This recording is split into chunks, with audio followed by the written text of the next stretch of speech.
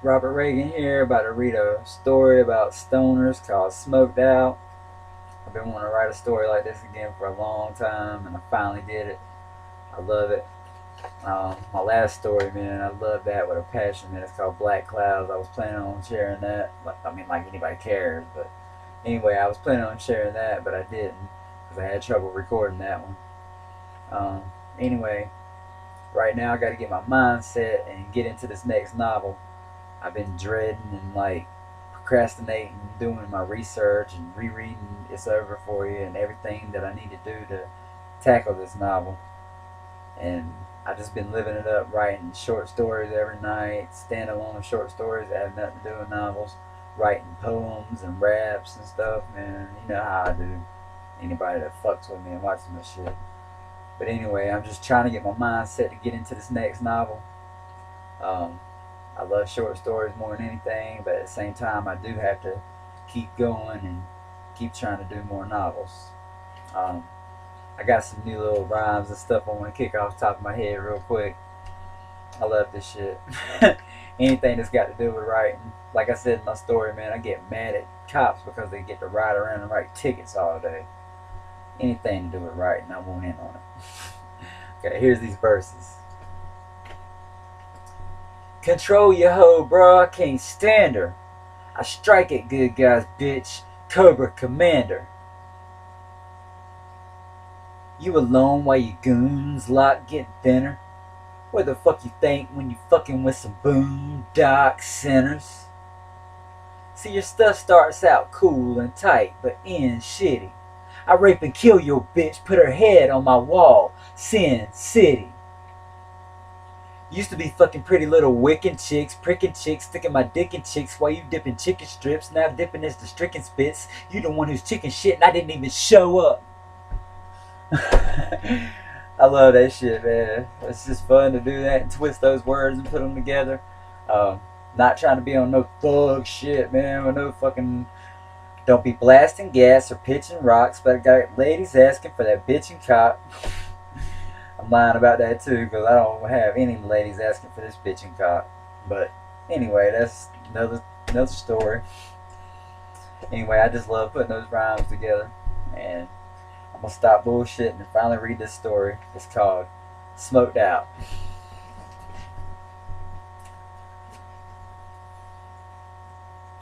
Smoked out. And I am smoked out. Pete and Will shit mixed together. Sean got high as fuck. He didn't have money to smoke like he wanted to. Cheech and Chong couldn't keep up with him if he did. Once his boy made a joke saying a tractor trailer truck full of weed wouldn't be enough to last Sean a year. With his eyes low and red, Sean strode across the floor with his goofy stoner swagger. A year, Sean said, that shit wouldn't last a month with the way I'd be smoking and slanging. Yeah, Sean could knock it off, but he was more well known for his copping skills. If you had $2 and just had to get high, Sean could get it, but if you didn't blaze that $2 worth of weed with him, he'd never help you again. Plus, he'd go behind your back and tell everyone not to fuck with you, saying something like, I got him a $2 bag of weed and that cheapskate didn't even smoke with me. This was ruthless considering Sean probably got a whole nick with your $2 and put the majority of it in his pocket. Hey, Sean believed you should get what you pay for, unless you had the whole amount and he needed a bowl pack or two or three.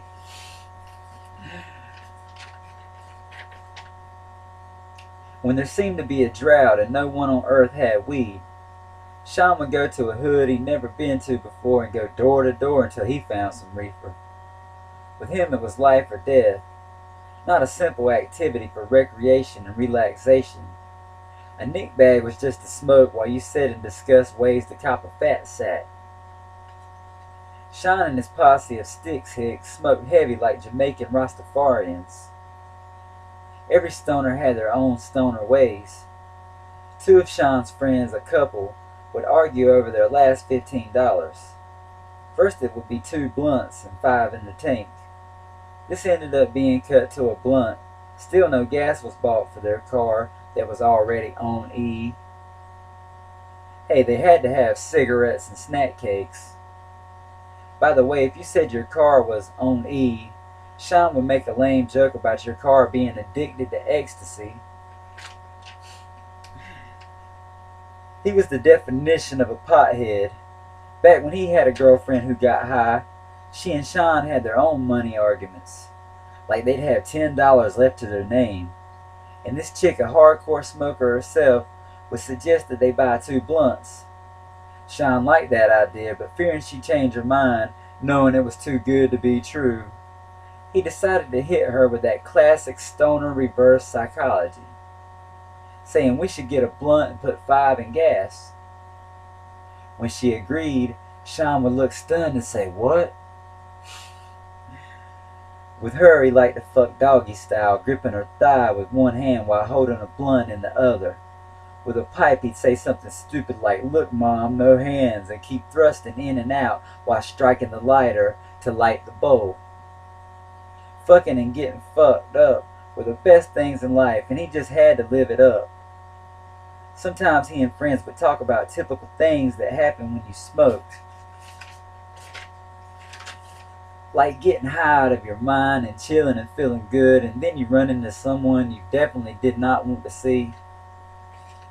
Sean would say that's especially bad if they want to whoop your ass, or they have a badge and want you to empty your pockets.